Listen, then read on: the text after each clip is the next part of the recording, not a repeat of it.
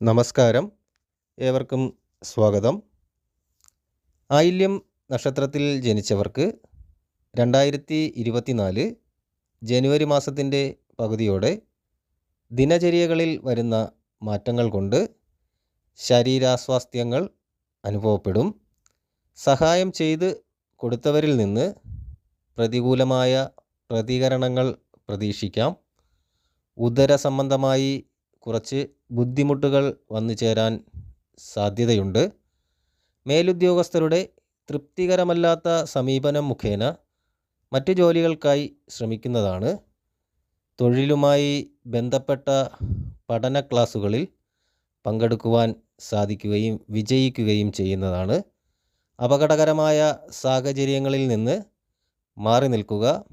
ആയില്യം നക്ഷത്രത്തിൻ്റെ മറ്റ് ഫലങ്ങൾക്കായി ചാനൽ കാണുക.